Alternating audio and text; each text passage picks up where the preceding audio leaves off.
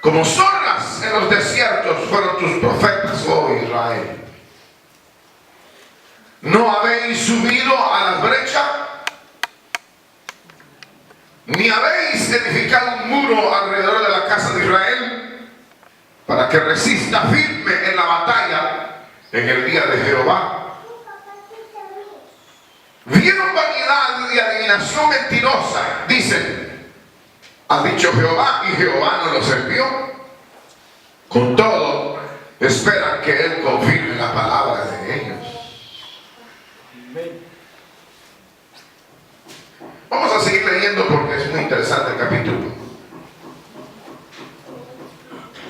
Vamos a repetir la lectura, verso 1 al 6 otra vez, y luego vamos a leer el capítulo. Vino palabra de Jehová diciendo: Hijo de hombre, profetiza contra los profetas de Israel que profetizan, y di a los que profetizan de su propio corazón: oíd palabra de Jehová.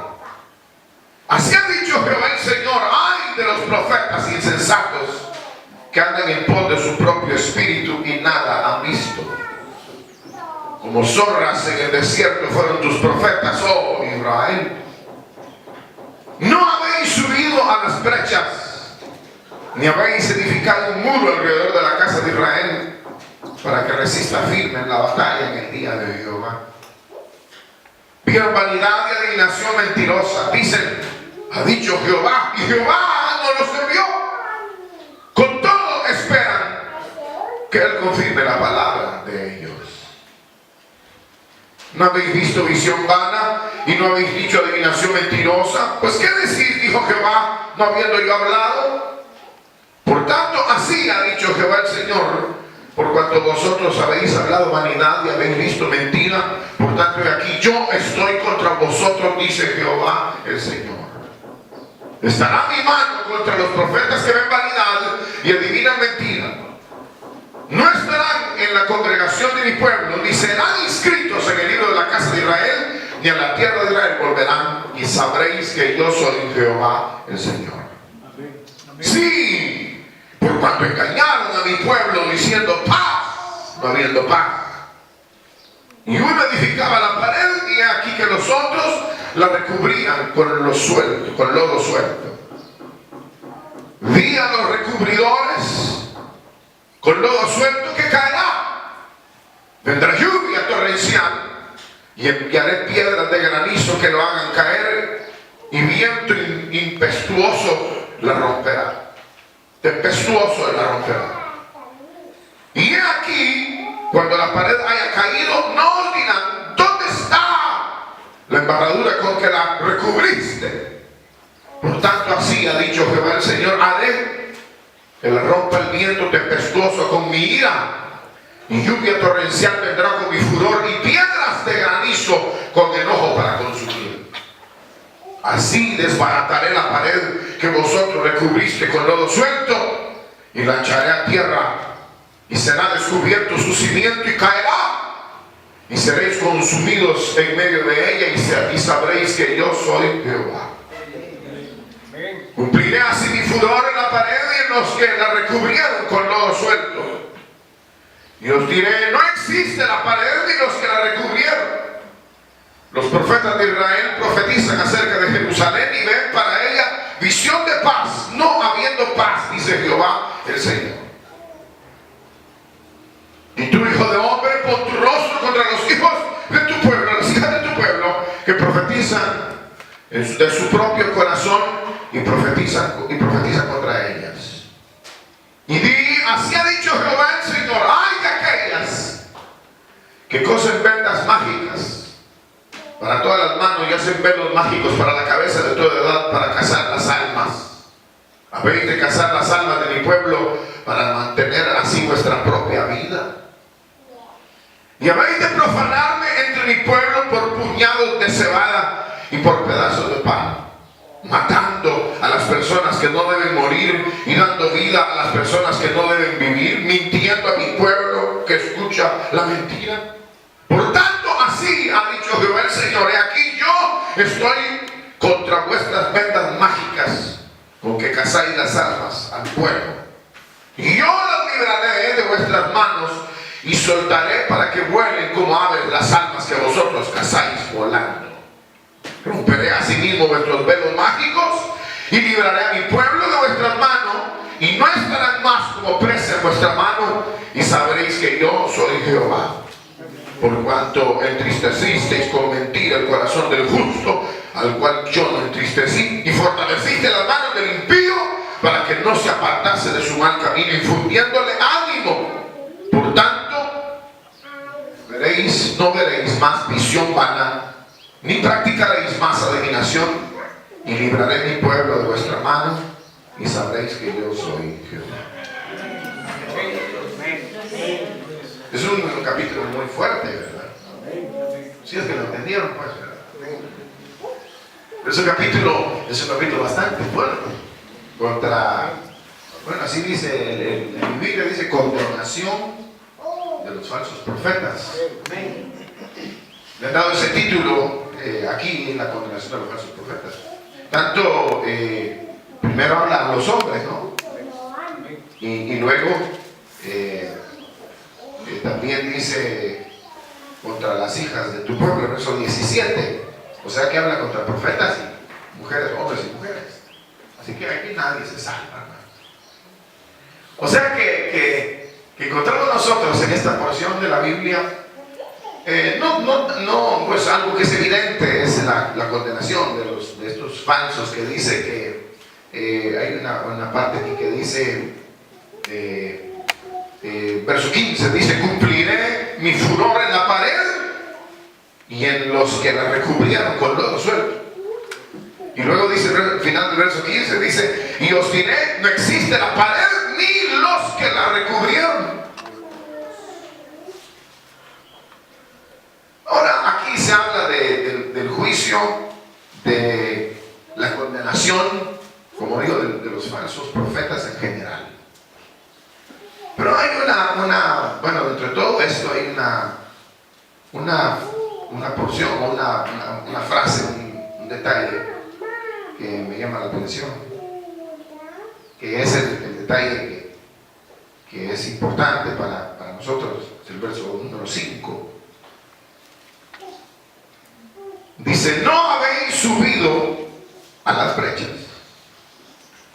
ni habéis edificado un muro alrededor de la casa de Israel, para que resista firme en la batalla en el día de Jehová. A la luz de principalmente de este versículo 5, quisiéramos hablar algo sobre la función o la labor principal de los siervos de Dios, de los hijos de Dios, de los hombres de Dios. Quisiéramos notar cuál es precisamente la función primordial o principal de los siervos de Dios. ¿Cuál es el trabajo principal de los hombres de Dios? ¿Cuál es nuestro trabajo? No solamente yo diría que tenemos que descubrir cuál es nuestro trabajo, nuestra función, sino que de hecho realizarla, ¿verdad? Pero sobre todo la manera, diría yo, no solamente como anoche estudiamos algo de caminándonos hacia la victoria, hoy sería redescubriendo nuestra vocación y, por supuesto, para dar cumplimiento. ¿Cómo podemos dar cumplimiento a nuestra vocación? La vocación, nuestra vocación, y cómo darle cumplimiento. Más o menos esa sería la idea de esta mañana. Nuestra vocación, nuestro llamamiento y cómo darle cumplimiento a ella. Dentro de lo que es la vida cristiana, ha habido una serie yo diría, de opiniones que se han hecho populares en cuanto a lo que es no solamente la vocación, sino la manera de darle cumplimiento a la vocación. Tal vez sería necesario decirles que que es vocación. No sé si alguien sabe qué es vocación. La vocación es una vez lo leí hace tiempo, ni me acuerdo, pero algo así es, que es una iluminación interna que facilita o que favorece alguna acción específica. O sea que uno tiene ahí adentro como una inclinación, una luz que alguien no tiene en cierta área de la vida. Entonces uno se siente con facilidad para actuar y accionar en esa dirección. Pero es porque tiene una vocación. Dentro de lo que es la vocación cristiana, entonces, o sea, la iluminación interna cristiana, entonces nosotros encontramos que hay una serie de confusiones o conceptos en relación a lo que pudiera ser la vocación espiritual, la vocación cristiana por un lado, y por otro lado la vocación del líder o del hombre de Dios o la mujer de Dios. En cuanto es la vocación en general cristiana, pues sí ha habido un poco de confusión, y quizás ustedes recordarán, o no sé si saben algo de eso, pero la historia por ejemplo del Imperio Romano, uno de los imperios que la Biblia describe como uno de los más fieros que han habido.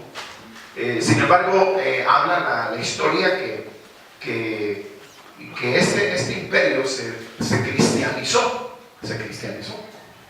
Y hay algunos personajes famosos ahí que dieron la pauta o abrieron la puerta para que el imperio se cristianizara. Al ver que la misma iglesia cristiana se puso iglesia cristiana, pero iglesia católica y romana, universal romana. Se cristianizó tanto que las batallas se libraban en el nombre del Señor. El símbolo que se adoptó fue la cruz, y con ella conquistaron. Pero la pregunta así rápida, ¿creen ustedes que el Señor vino para hacer un ejército y que conquistara tierras y matara a la gente? Pero ahí se leudó o se contaminó el concepto del llamamiento cristiano. Pero eso solo es un ejemplo de lo que pudiera ser oficialmente la tergiversación, el desvío de lo que pudiera ser el concepto, el llamamiento, la vocación de Dios en la vida humana. Se militarizó, digamos, el concepto cristiano. Se hizo como un eslogan de nación, aunque las personas que pertenecían a él nunca hubieran tenido una experiencia de carácter espiritual. De tal manera que las personas solamente adoptaron una figura, una cruz, un nombre, y luego la vocación genuina jamás se podría haber desarrollado porque no tenía valores internos, sino solamente un asunto de identidad externa. Hasta el día de hoy algunos andan una crucita en el cuello, ¿verdad? Como símbolo del cristianismo, o un pescadito en los carros, un sticker, una calcomanía que se creen cristianos. De tal manera que no importa en la actividad que hagan, bueno, hay hasta partidos políticos, se llama democracia cristiana, pero de cristiano no saben si tienen algo, ni de demócratas tampoco, o sea que no se sabe qué es lo que son, pero la realidad es de que se adopta, en un sentido se adopta el nombre y la vocación que jamás fue el objetivo del Señor, revelar ese tipo de actividad. Eso sería de una manera global, y lo que nos interesa a nosotros no solamente es en una forma global, porque lo global es resultado yo diría de alguien que empezó a mover un concepto erróneo. Primero empieza uno, y después la familia, y después los vecinos, y después el mundo entero. Entonces, aunque es importante notar la globalización, digamos, ¿verdad?, el concepto erróneo de la vida cristiana, es interesante notar que hasta, por ejemplo, allá en Irak y en todos esos países creen que los cristianos usamos M16 todos, o AK-47, Porque como ellos son islámicos, entonces ahí vienen los cristianos y los agarran. Entonces, en el nombre del cristianismo, conquistando el Islam o el mundo árabe. Entonces nosotros tiene como tipo Rambo a todos, tipo soldados especializados. Pero el concepto de la gente es que los cristianos son malos. Pero lo que pasa es que el concepto se globalizó. Y entonces resultó, igual que el Imperio Romano, de alguna manera identificada la vida cristiana, no en la esencia de su vocación, sino en un concepto que más bien se utilizó para algún fin específico. No sé si ya los enredé, ya se durmieron o qué, o si están soñando, ¿verdad? De palabras. Pero yo pienso estar claro en lo que estoy diciendo, pero una cosa es comunicarla y otra cosa es oírla. Ahora, en el término que nos interesa a nosotros es que para cambiar un todo, hay que cambiar la esencia primero, al individuo. ¿De dónde fluyó toda esa perversión del concepto cristiano? Es de individuos. Y para ser más rápidamente, más rápido, es de los profetas de Dios o de los sacerdotes de Dios o de los líderes de Dios. De ahí es donde nació toda la corrupción en la tierra. O sea que un buen líder no genera un concepto erróneo. Un buen líder, un buen profeta, un hombre de Dios, él lo que generará es salud. Y el concepto de Dios, hermanos, la vocación de Dios y los principios de Dios van a ser puros y van a prevalecer. Pero a medida de la calidad del líder o la calidad del individuo que es el promotor de un concepto, de ahí depende la estabilidad del mundo. Yo diría que al no tener nosotros claro la vocación, al nosotros no tener claro nuestra vocación, podría ser que nosotros no proveamos para el mundo ningún tipo de solución, porque nosotros no hemos llegado a entender el nivel, el grado, lo serio de la vocación cristiana. El versículo 5 nos habla algo con respecto a eso, de lo que es el concepto de nuestro llamamiento, la raíz de nuestro llamamiento, que dice: no habéis subido a las brechas, ni habéis edificado un muro alrededor de la casa de Israel, para que resista firme en la batalla en el día de Jehová. Aquí ya ustedes ya lo leímos, está condenando a los profetas en su actividad.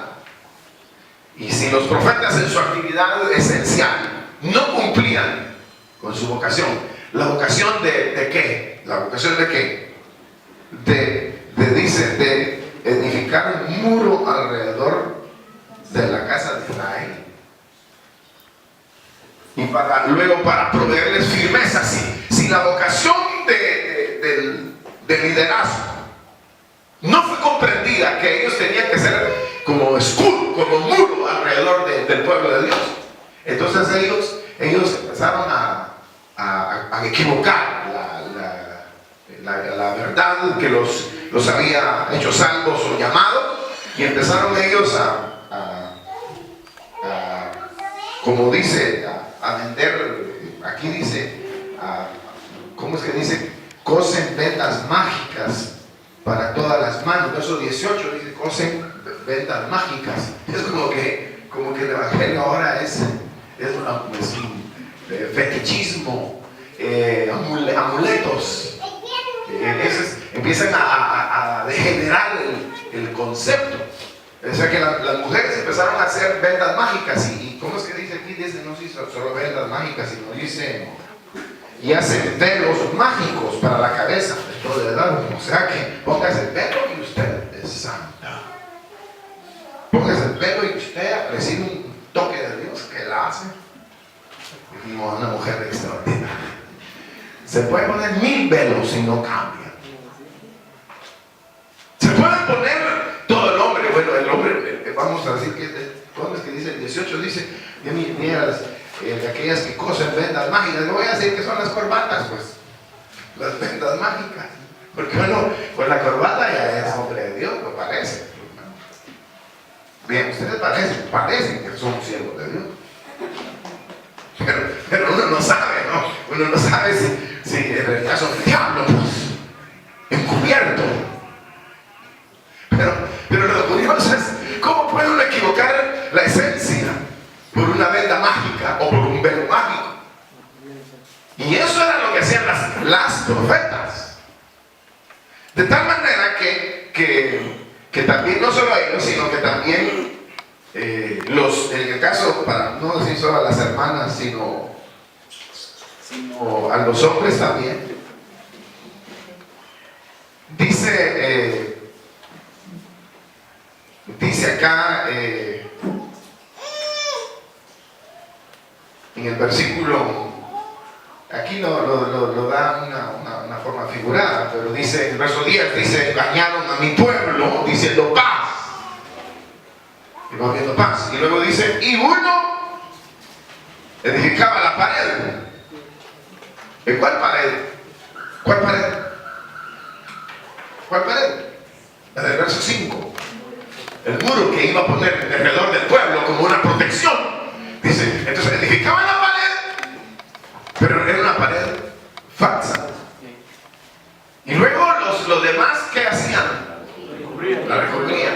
Que se veía bonita, echemos la pintura, que qué bonita quedó la pared, pero todo era falso, todo era hueco, todo era mentira, todo era bueno, ya les dije, ¿no?, que en el libro de las Lamentaciones dice que los sacerdotes, por sostener la vida, vendían los dones preciosos de Dios. Pero es decir que todo era una falsedad. De tal manera que el hombre, parece que los hombres de Dios no entendieron que su vocación era precisamente lo que dice la Biblia. Su vocación era el muro, construir un muro que protegiera, como dice el verso 5, un muro alrededor de la casa de Israel para que resista firme en la batalla en el día de Jehová. Entonces, al no tener clara la vocación, sino haberla adoptado como un símbolo de un partido político, como actualmente como el Partido Democracia Cristiana, no tenemos nada contra él, otros se llamen como se llaman, pero adoptaron un nombre cristianísimo o cristiano solamente para un fin político. En el caso de Roma, más anteriormente, adoptaron la cruz. Y dice que entonces la adoptó para conquistas, de las conquistas más crueles que ha habido en la historia, de mayores matanzas como jamás ha habido. Pero ellos estaban en el nombre del Señor. Bueno, los que conquistaron estos países de Latinoamérica o América, igual, vinieron en el nombre del Señor a hacer atrocidades. Entonces el símbolo y la cristiandad no fue precisamente lo que debiera de ser, porque los portadores de la verdad divina se habían leudado y habían en el caso específico, habían entrado en una vida de mentira y luego en una vida de superficialidades, de lo que es eso que estamos leyendo, de los velos y de las vendas mágicas. Entonces entramos en eso. Bueno, ese para de sufrir, ¿no? Entonces el vaso de agua, ¿están listos todos con su vaso de agua? ¿Qué va a hacer el agua? Eso se va. Oye, luego pasen debajo del manto sagrado, pasen todos aquí abajo del manto y agarran el manto. ¿Qué les va a hacer el manto? No hay nada. la rosa bendita. Es decir, que no hay nada de todas esas superficialidades, esas peregrinaciones, la cruz. Todas las superficialidades son lodo suelto sobre una pared que no tiene consistencia, porque se ha ignorado que la vocación genuina y verdadera del liderazgo y del hombre de Dios es proveer seguridad al pueblo de Dios mediante la construcción de un muro que no solo dé ahora protección, sino el día de la eternidad y el día de la ira de Dios haya protegido a su pueblo. La vocación del hombre de Dios es muy seria, muy seria. Si un hombre de Dios, Nínive hubiera sido consumida. Si un hombre de Dios, como Jonás, como Elías, como los hombres de Dios de toda la Biblia, si un hombre de Dios, una mujer de Dios, consciente de su vocación, hubiera arrasado el enemigo al pueblo de Dios, lo hubiera destruido en cosa de segundos. Pero como no, los hombres de Dios escasean y las mujeres de Dios escasean, y los hombres de Dios, no digo en el término general, porque en el término general hoy hay un gran liderazgo y hay muchas instituciones que entre comillas forman hombres de Dios, y todos hay seminarios por correspondencia, seminarios en línea, solo seminarios físicamente, de tal manera que todos pareciéramos estar formando hombres de Dios que de alguna manera garanticen la estabilidad del pueblo de Dios ahora y para la eternidad. Pero parece que es todo lo contrario, porque como que la mayoría de los que estamos inmersos o sumergidos o somos participantes de la obra de Dios, como que nosotros a la larga no íbamos a entender cuál a la larga era la función, qué tan valiosa era mi participación en la obra de Dios.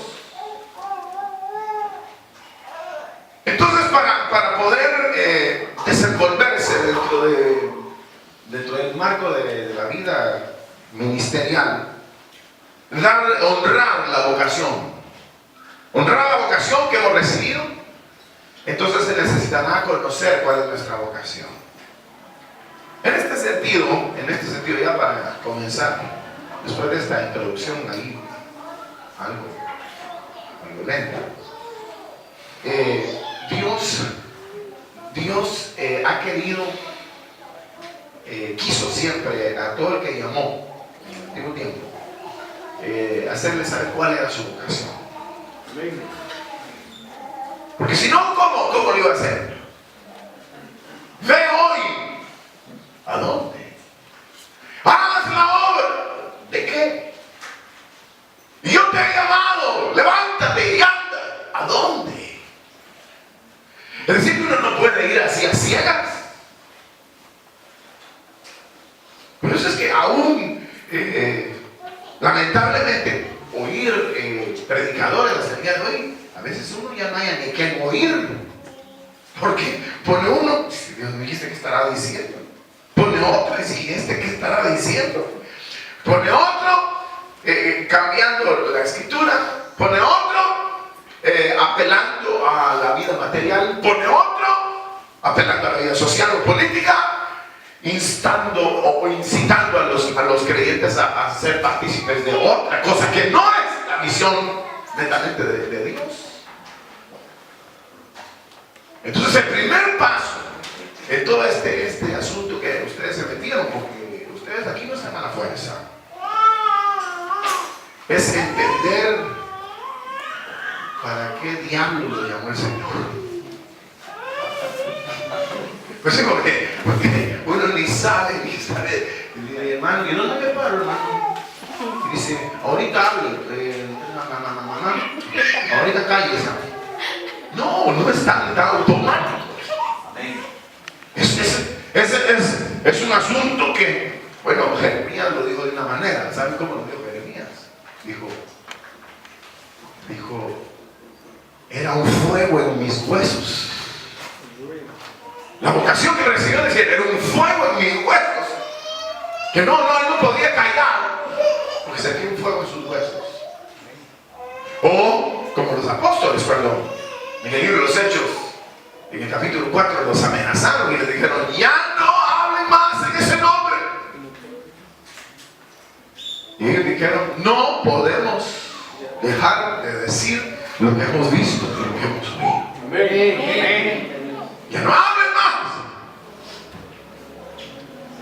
Bueno, porque el fuego de los huesos era tal.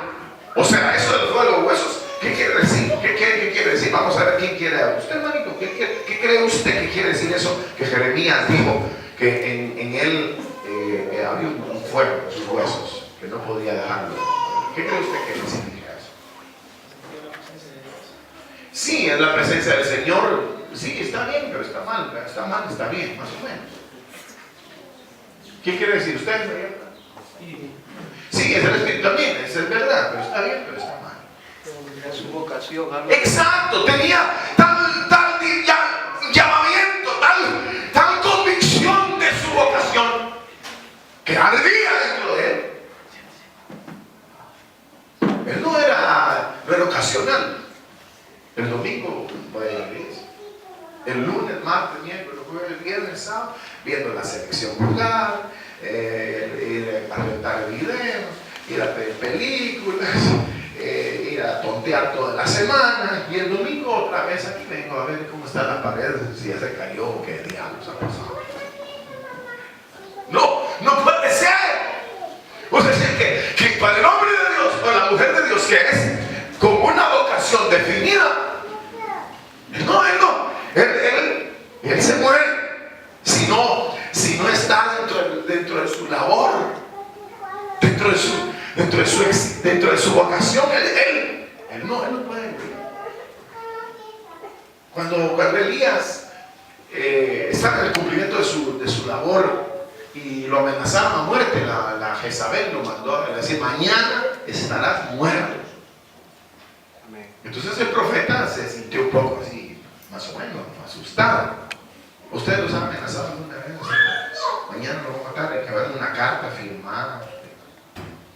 No sé, uno le entra en la corte, mañana. Sí, es cosa fea, eso es bien feo. Es feo. O que lo llamen por teléfono, mañana te matamos. Entonces el profeta Elías se sintió un poco. Cuando lo amenazaron porque estaba terminando su carrera. Y entonces él le dice al Señor, mejor mátame antes de que yo vaya a claudicar, antes de que yo vaya a que todo esto termine, mejor tú mátame. Pero la vocación de aquel hombre no podía ser dejada de lado, sino que tenía que darle cumplimiento. En la expresión del apóstol Pablo en el libro en el libro de Corintios, Pablo dice, ¡ay de mí si no anuncio el evangelio! Es decir, que para ellos era con fuego en los huesos. Era la vida de ellos, preferían que todo se terminara. En el caso de Pablo, para mí el vivir es Cristo y el morir es ganancia. Para ellos era la razón de vivir. Entendían de alguna manera que la vida de ellos había sido llamada con un propósito, se les había dado la vocación extraordinaria de hacer el muro que protegiera a los demás. Que fueran, ellos eran en una medida salvadores, luz, sal en la tierra. Como el Señor lo dijo, vosotros sois la luz de Dios. Vosotros sois la sal de la tierra. Amén. Pero el Señor mismo dijo, pero si la sal perdiera su sabor, ¿para qué sirve? Ya no sirve para nada. Si la sal pierde su sabor, ya no sirve para nada. Entonces, todo esto que aquí se describe, se habla de profetas en general, que de alguna manera perdieron la vocación, perdieron el lineamiento, seriedad de su llamamiento, de la convicción de su llamamiento. Perdieron de vista la realidad de la razón o el llamamiento que Dios les había dado. Entonces empezaron a hacerlo de una manera superficial, ¿verdad? Al grado que dice lodo suelto, repello malo, fundamento malo. Uno hizo la pared, como dice, y los otros la recubrieron. Versículo número 10 dice, uno edificaba la pared y aquí los otros la recubrían. Pero el verso 14 dice, desbarataré la pared que vosotros recubriste con lodo suelto y la echaré a tierra y será descubierto su cimiento y caerá y seréis consumidos en medio de ella y sabréis que yo soy Jehová. Porque todo lo que no está ligado, conectado con la visión de la vocación y la solidez del llamamiento en cuanto a la protección que debe de darse a la vida del pueblo de Dios, es una pared propensa a caer, y todo lo demás, las exterioridades, las bellezas del evangelio de hoy, entre comillas, porque el evangelio de hoy es muy bonito, hay iglesias bellísimas, tecnología extraordinaria, pero todo eso no nos sirve. Si se ha perdido la esencia de la vocación, que es la protección. El verso 5, que es protección, edificación de un muro alrededor de mi pueblo para que resista. Resista, ¿qué dice? En el día de la batalla, esté firme en el día de la batalla y en el día de Jehová. Resista firme, para que resista firme en la batalla en el día de Jehová. Es aquí donde el haberse endeudado, los profetas, los ministros de Dios, los liderazgos de Dios, entonces dañó todo el resultado. Entonces es aquí donde uno tiene que ver que no se conoció a fondo la vocación, y al no conocer a fondo la vocación, entonces se empezó a ver cómo se sostenía la apariencia. Lo importante es parecer líder, eso es lo importante. No es lo importante, pero para ellos eso fue lo importante.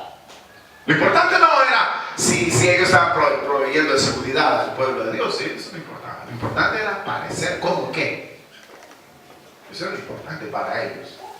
Entonces ahí es donde se pierde todo. Los resultados son totalmente terribles. Como vemos el día de hoy, ¿en qué consiste el ministerio? Estoy hablando en términos generales y en términos ministeriales propiamente, digamos, de lo que es el resultado de la iglesia cristiana, la iglesia cristiana universal o católica, en donde públicamente todo eso el sacerdocio es acusado de mil cosas, acusado de una conducta terrible, donde parece que no importa nada, de nada, que quién es quién, nada de nada. Es atropello de toda la moralidad, la conducta, todo, ya no vale nada. O sea que ver a un sacerdote en la calle, uno dice, este es político, anda una pistola en el cincho, o es pedófilo, o sea que tiene acciones inmorales con niños, o sea que uno o es gay o encubierto con la sotana, o sea que ya no es un distintivo de alguien que está construyendo un muro alrededor de los hombres que les dé protección. Ahora la vocación divina en los hombres de Dios fue esa. Por ejemplo, cuando llamó a Moisés, le dice: ven por tanto ahora, el libro del Éxodo, el capítulo 3, ven por tanto ahora, que te enviaré para que liberes a mi pueblo. Es decir, que no solo lo liberes, sino lo establezcas y lo metas a una tierra que fluye leche y miel. Porque yo he visto cómo lo tratan, la execración de mi pueblo, el abuso del enemigo sobre mi pueblo. Ven por tanto ahora, le dijo Moisés, y te enviaré para que lo liberes. En otras palabras, le pongas una gran pared y que lo liberes y lo pongas y le des seguridad a mi pueblo. ¿Ustedes sienten que ustedes fueron llamados para eso, hermanos? Bueno, ustedes sienten, y bueno, sería pensar, ¿verdad? Si en realidad, dos cosas. Si ustedes ya saben que para eso fueron llamados, o sea, que es para darle seguridad y protección a las almas. O también la otra pregunta sería si lo estamos haciendo. Si ustedes se consideran en realidad hombres y mujeres que con una vocación definida en pos de esto. Y a la vez, pues, si uno está en esa función, si ya de alguna manera descubrió o redescubrió el llamado o la vocación que tiene, por un lado, y por otro, si está en la función de su vocación. Si analizáramos así la vida de todos, hasta mía, y le dijeran: bueno, mira, vamos a ver si estás cumpliendo con tu vocación. No sé si uno resultaría tipo Jonás, huyendo de Jehová, dormido debajo del barco. Mejor que se lo coma un tiburón, no una ballena, sino un tiburón, para que no quede vivo. Sería mejor, porque llenar las plazas con gente inoperante, con gente que no funciona, mejor no a nadie. Pues sí, porque no va a poner: bueno, ustedes, aquí cuida esta puerta, que nadie entra, y todo el mundo entra por ahí porque el otro está dormido, está comiendo, él siempre está entretenido en algo. Y entonces el enemigo se filtró y dañó todo lo que era esa estructura, lo que fuera. Pero porque el hombre no entendió el nivel de su vocación. Pero todos los que fueron llamados específicamente para la realización de una obra, como en el caso, voy a mencionar solo uno y con esto ya vamos a analizar la vocación. Que entonces estamos analizando, pero solo un caso, pero más específicamente el caso de Nehemías. Es decir, literalmente lo llamaron para hacer para él en Israel el muro, construir el muro. Pero desde el llamado de Nehemías, si uno lee el libro de Nehemías, se lo recomiendo, alguna vez leanlo. Pero si uno lee el libro de Nehemías, uno se da cuenta cómo Dios le define su vocación, o la redefine.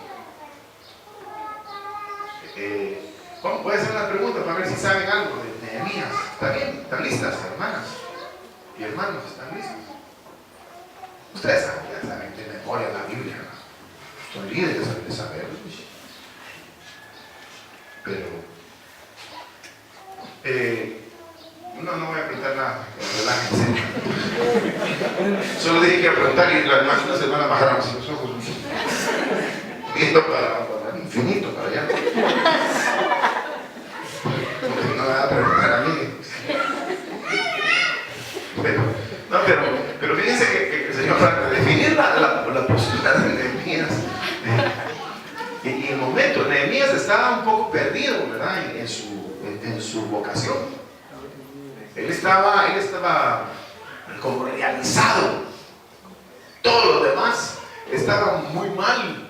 Y él había llegado hasta el reino. Era un tipo de confianza del rey y todo eso. Y quería él que todo estaba bien.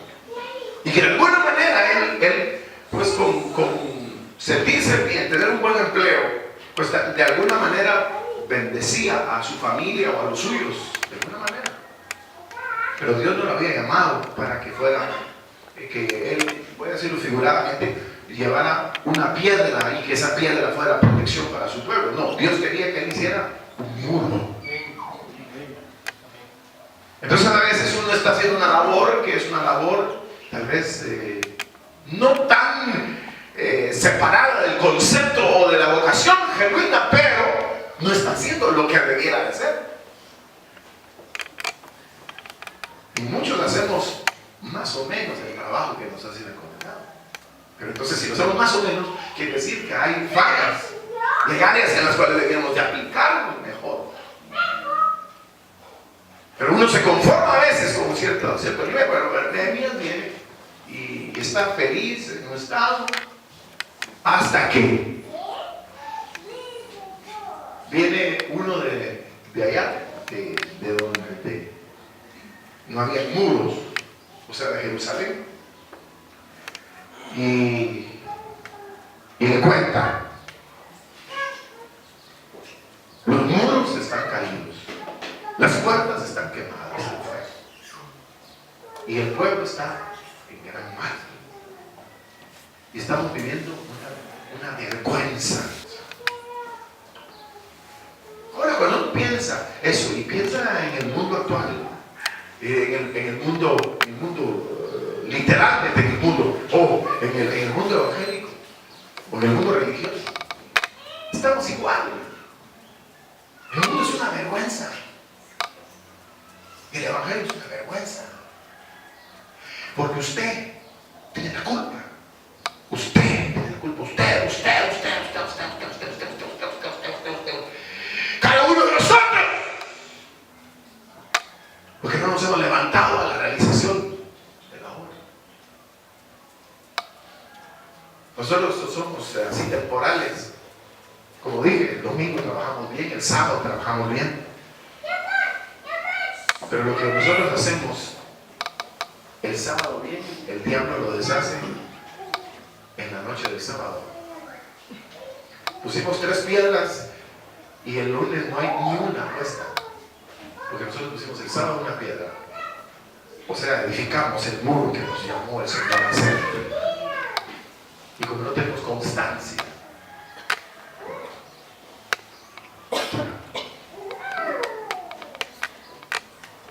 es decir, que la iglesia del Señor y la obra del Señor deberían de ser una obra extraordinaria. Pero como nosotros somos temporales, ahí por donde yo vivo, en donde yo vivo, en el país donde yo vivo, en la calle donde yo vivo, de donde la calle que tú vives, no, donde yo vivo, hay una casa que tiene años que la abandonaron. No la construyeron, la dejaron a medias. Ahí está. Años de años. Antes que eso fuera una colonia, antes que estuviera cerrado con muros, antes de todo. Y ahí está la casa igual. Al venirme solamente pienso yo, y nosotros, la obra que Dios nos dio a hacer, ¿no será que está así en gris, le dicen? ¿No será que está a medias? Porque ahí los que viven ahí se mojan, los que viven ahí no tienen servicios, los que tienen ahí no tienen agua, los que viven ahí no tienen energía eléctrica, los que viven ahí viven en la peor de las calamidades. Porque los líderes de Dios de hoy sencillamente se han echado a dormir. O están tan ocupados sirviendo al rey que han olvidado que la calamidad que se vive hoy en el mundo y la calamidad que se vive hoy a nivel eclesiástico es un desastre. No sé si ustedes recuerdan Isaías capítulo número 6. ¿Quién recuerda Isaías capítulo número 6? Isaías capítulo número 6. Isaías. Su llamamiento. El llamamiento de Isaías, correctamente bien contestado. Es el llamamiento de Isaías. Y el Señor le dice: ¿quién irá por nosotros ante la calamidad? Isaías dijo: heme aquí, yo iré, Señor. Ojalá que usted sea ese Isaías, o que exprese de la misma manera que Isaías expresó: Señor, yo quiero ir, yo quiero retomar la vocación que miles de hombres la han botado. Hermanos, hoy nosotros los predicadores no vamos a ninguna parte si no nos dan ofrendas, si no nos dicen anticipadamente cuánto nos van a dar. Los cantantes, esos que ustedes se gozan muriendo, son hijos del diablo. Cobran 40,000, 50,000, 75,000 dólares por ir a un evento. Los grandes predicadores que ven la televisión, bien lindos, son el diablo, edificando muros y paredes sueltas, que el día de Jehová se caerá a ellos y los destruirá a ellos por malvados, porque nunca edificaron de acuerdo a la vocación, sino que antes pusieron condiciones para volverse de corazón a su vocación. No van a creer que yo cobro, hermanos, ni que me anticipo así. Bueno, si no me dan tal ofrenda. A mí antes de salir para acá me llamaron de un evento muy grande que va a haber en México. En noviembre tengo que ir 2 veces a México, en diciembre tengo que volver a México. Y me llamaron antes de salir y me dicen: hermano, ¿cuáles son sus condiciones para venir a este gran evento que va a haber en toda la ciudad? ¿Cuáles condiciones de qué, hermano? Yo me pongo algo así, bravo, ¿qué? ¿Condiciones de qué? ¿Creen que somos de esos que con lodo suelto vamos a recubrir una pared que está chueca? ¿Que no sirve? ¡No! Dios no nos llamó a nosotros para hacer una obra a medias, una obra superficial, usar los símbolos de la vida cristiana para ganar dinero. Hoy nosotros ponemos colegios para educar al pueblo cristiano. El fondo es porque se gana bastante. Se hacen universidades evangélicas no porque educar a los adolescentes. No, eso no importa. Lo que importa es cuánto va a pagar cada uno de esos. Y se trata de la misma manera. Si este hermanito no ha pagado antes del mes, no le den examen en el nombre de Jesús. Es decir, que no hay diferencia. Ellos no pusieron el colegio para bendecir, para ayudar, sino para vivir del símbolo. El evangelio cristiano, el cristiano tiene solo las letras en la pared, pero la esencia no la tenemos. Entonces la vida de los líderes es una vida que de alguna manera se apartó de la esencia. Y es en el proceso que vemos de la vida de Nehemías, cuando él se entera que verdaderamente no hay protección, no hay amparo, está el pueblo de Dios disperso, no hay garantía de nada, cuando Dios toca el corazón de él. Y entonces él su rostro le cambió, se desnudó su rostro. Él dijo: en esta puede ser algo autóctono, dijo él. Yo soy un desgraciado. Yo aquí hartándome, bebiendo, feliz, con ropas limpias, soy el favorito del rey. Y el pueblo de Dios no tiene miedo. Ahí llueve, se mojan, viento, ladrones, todo.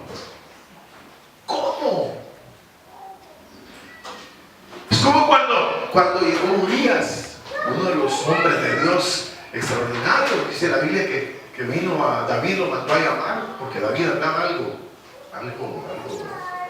excedido. Y le dijo, ándate a tu casa, disfruta con tu mujer. Y gracias, mi rey, le dijo, porque era muy obediente. Señor, sí, señor, claro que sí. Andate de disfrutar. Ya sabe usted la jugada de David, ¿no? Estaba en un momento crítico, hermanito. Y entonces sale Urias, y según David se había ido a su casa, pero le dijeron los demás servidores del rey, Urias no se fue a su casa.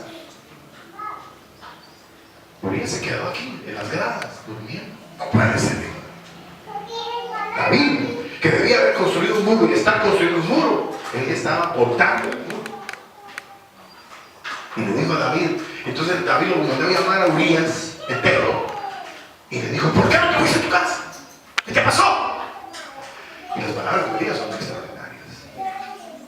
Le dijo, ¿cómo me iba a ir yo a la casa mientras el arca de Jehová está en el campo? Y el pueblo de Dios está sufriendo. Y el pueblo de Dios está en la batalla. ¿Cómo me voy yo a disfrutar? Ese hombre como que se hubiera dado 1000 bofetadas a David, haciéndole ver que él, aunque no tenía un cargo como del reinado, era más fiel que él. Queridos hermanos, nosotros podemos a estas alturas de la vida, de la crisis humana que se vive, olvidar nuestra vocación, dejar que se leude nuestra vocación, nuestro servicio. Nosotros podemos. Nosotros debemos de retomar el espíritu, la fuerza, el vigor, para que no, jamás, nunca, los muros que protegen, las puertas que dan seguridad al pueblo de Dios, se caigan, se cierran. Entonces la vocación, Nehemías la entendió Nehemías, y su rostro se le demudó, se cambió su rostro, se le fue la alegría del mundo, se le fue la alegría de su trabajo. Y entonces el rey le dijo, Nehemías, ¿qué es lo que te está ocurriendo? Y entonces Nehemías se abrió en su corazón. La verdad es que no me pasa nada a mí, solamente que el pueblo de Dios está en agonía. Yo no puedo estar aquí mientras hay paredes que levantan. Yo no puedo estar aquí mientras hay almas que se pierden. Yo no puedo estar aquí mientras yo no estoy cumpliendo con la labor de mi vocación. Yo no puedo vivir 2 vidas. Yo tengo que hacer lo que Dios me llamó. El rey le dijo, andate, llévate dinero y que te den aquí, te den allá, y vete y cumple el propósito por el cual Dios te ha llamado. Amén. Y bueno, no tengo más que decirles que se fue y terminaron la pared y el muro. Nehemías. Pero el asunto está en que estos que están aquí, estos no. Estos se corrompieron.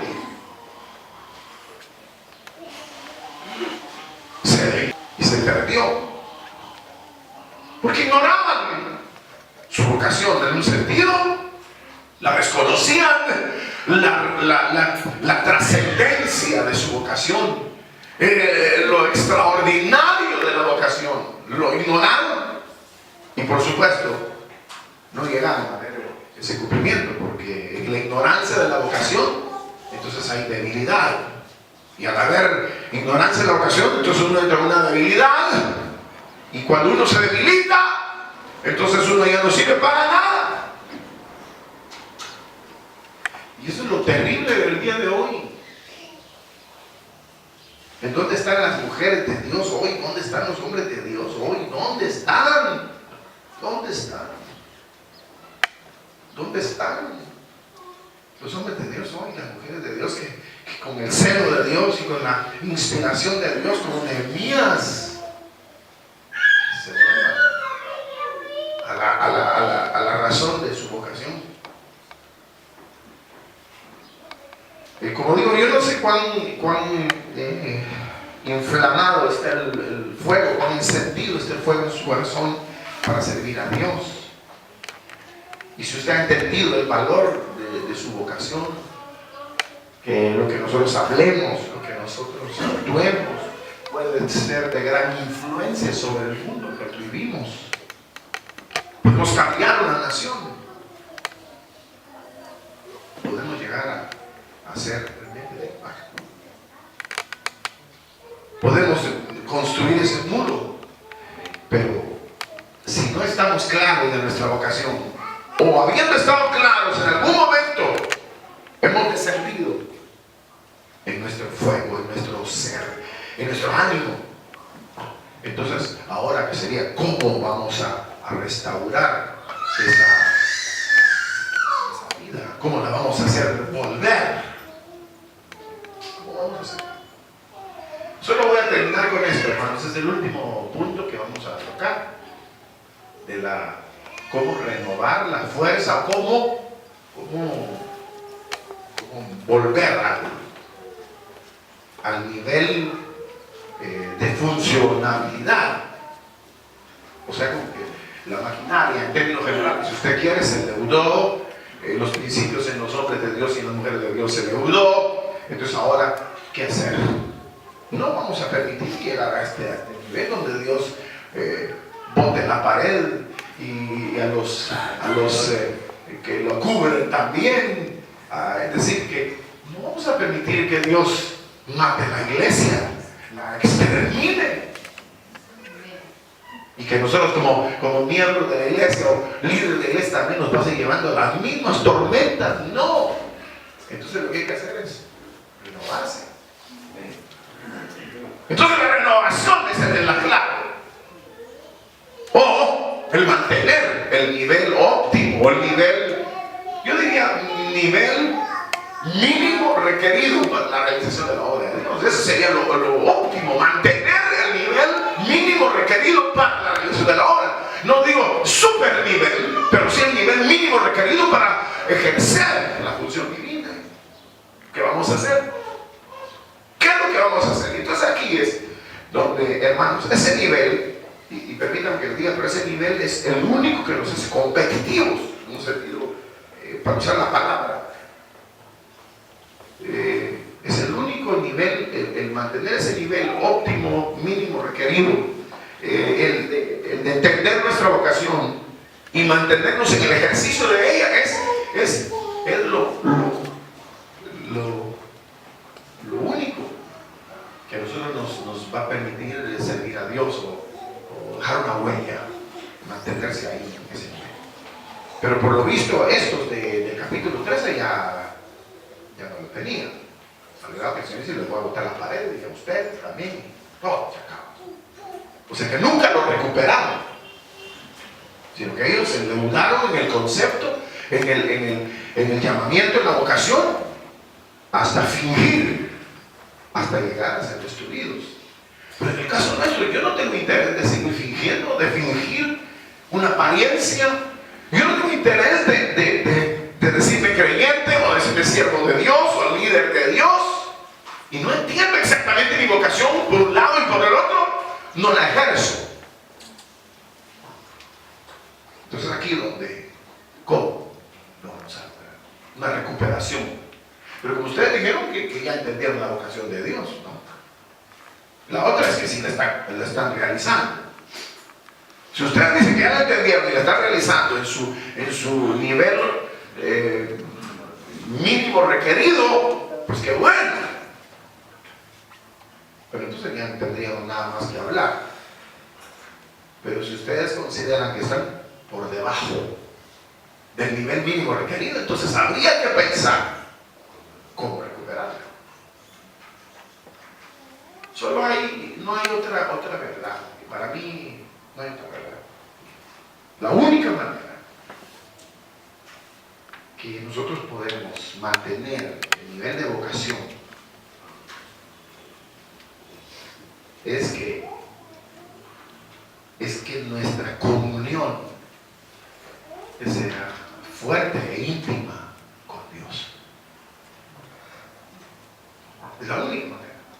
En otras palabras, en las palabras de Elías, dice: vive Jehová delante del cual yo estoy continuamente.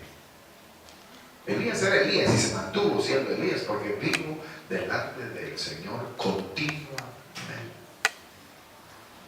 El maná no se gusanó porque estaba delante de la presencia del Señor continuamente. José no se corrompió. Daniel no se corrompió. Mantuvieron. Entendieron que era estar en la presencia del Señor. Ahora, ¿qué es para nosotros? Y aquí termino, ¿sí? ¿Qué es estar en la presencia del Señor para nosotros? ¿Qué es estar delante de la presencia del Señor? ¿Qué es? Entonces lo voy a decir de esta manera. Dios es Dios, el eterno creador,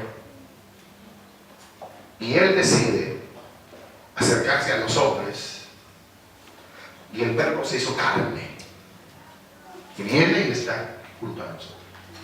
Al venir Cristo, el Hijo de Dios a esta tierra, engendra la vida a los hombres. A la vida. Porque Dios, dejando su trono de gloria, viene y engendra. O sea que la vida vino a la muerte. Y al venir la vida a la muerte o a los muertos, nos vivificó.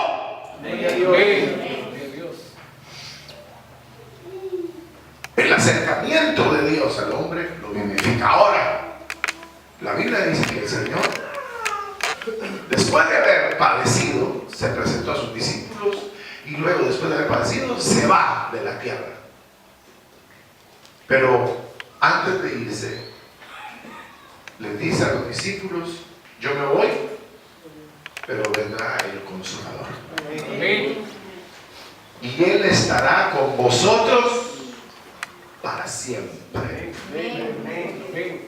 Entonces aquí es donde viene para nosotros diría yo, la verdad, o se repite el mismo principio que sostuvo a Elías, que sostuvo a Daniel, que sostuvo a José, que sostuvo a los hombres fieles, a Noé, a Enoc, a Elías, a Samuel, o a los jueces. Los mantuvo fulgurantes en el ejercicio de su labor de poner muro alrededor del pueblo. Fue la presencia de Dios, el Espíritu de Jehová viniendo sobre ellos. En el caso nuestro, la vida de Dios viene en Cristo y se queda con el Espíritu Santo a la hora de que el Señor parte de esta tierra. Y entonces la verdad se expresa en la Biblia, que ahora la única manera de nosotros retomar la vocación es mediante una relación muy íntima con el Espíritu. Es lo que dice 2 Corintios 13:14. Vuestra comunión sea con el Espíritu Santo. Entonces, a la medida que uno realiza esta comunión, la vida de Dios vuelve. Como Efesios también lo dice. Efesios dice: fortaleceos en el Señor y en el poder de su fuerza. Pero si no hay ese acercamiento, entonces ¿qué es lo que pasa si el maná no estaba delante de la presencia del Señor? Se gusanaba. ¿Qué pasa si Elías no está delante de la presencia del Señor continuamente? No tenía profecía que dar. ¿Qué pasa si Jeremías no estaba en la comunión de Dios? No tenía nada que decir.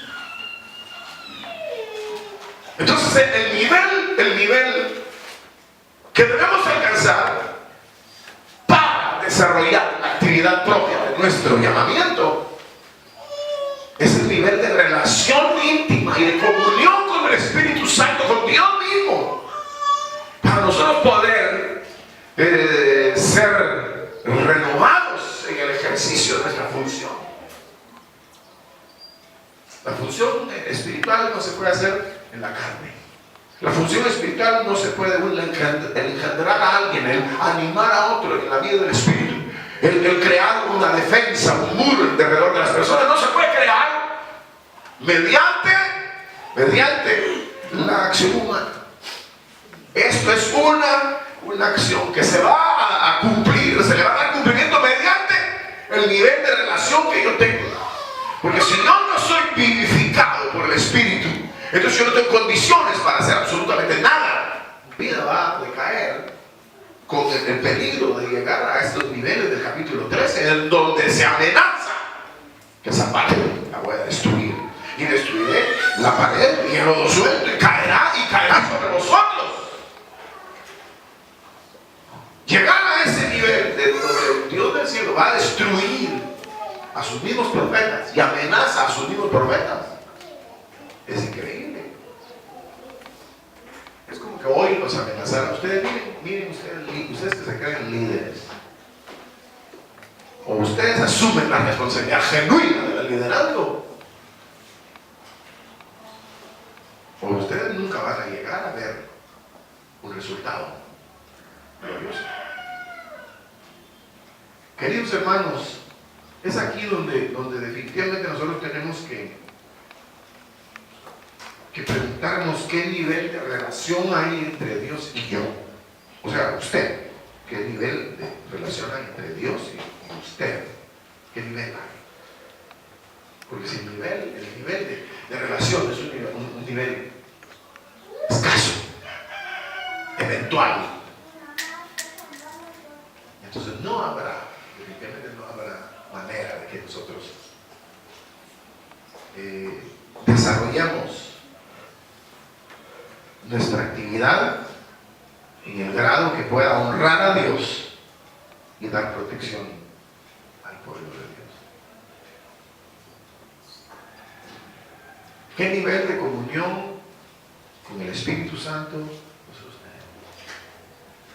¿Qué nivel de comunión con Dios nosotros manejamos?